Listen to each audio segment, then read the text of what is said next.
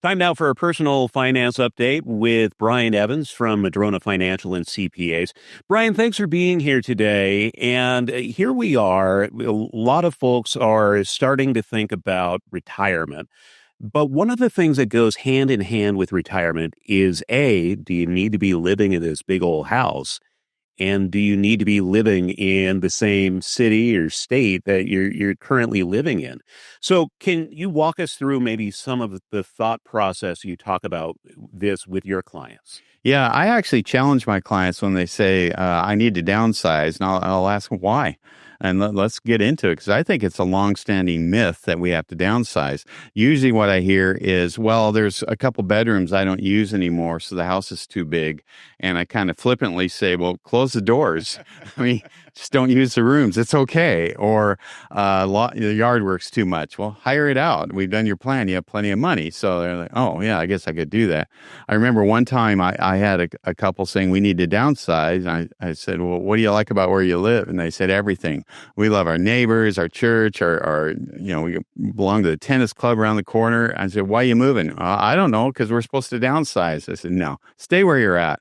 Because once you do the math, sometimes you get half the house, you've paid for moving costs, selling costs, and you have a little bit of money in the bank. And you're going, why did I just upend my life just to downsize? And what kind of impact does the current housing market have on that sort of decision? Because the interest rates are certainly nowhere near where they were 10 years ago. Is that something that really goes into this decision matrix? That's a huge one right there, because there is a lot of people out there with 3% mortgages, plus or minus.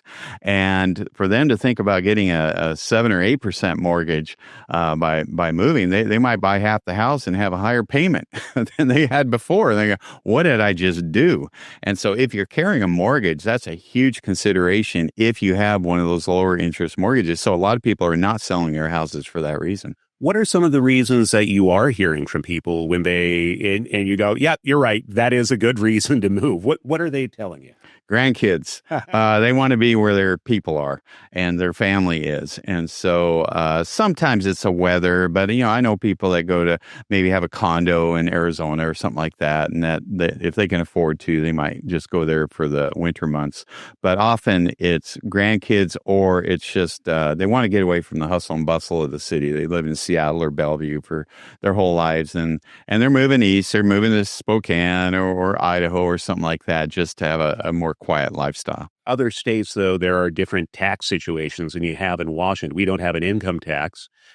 So what kind of decision process is there with that? Yeah, taxes are a consideration on that, and we can work that out in my office. But one thing we can't work out is, are you going to enjoy living that other place? So my advice would be to give it a test drive. If you think that you've lived in the Pacific Northwest your whole life and you're going to love Tucson, why don't you go down there for 6 months and try it out? You might find that you miss the trees and you miss the cooler weather. I don't know. But before you do that, why don't you just give it a test drive? Okay. Always good advice. Brian Evans from Madrona Financial and CPAs every Tuesday at 6:45 here on Seattle's Morning News. If you're watching the live stream, just click below. And thank you, Brian, for your time today. You got it.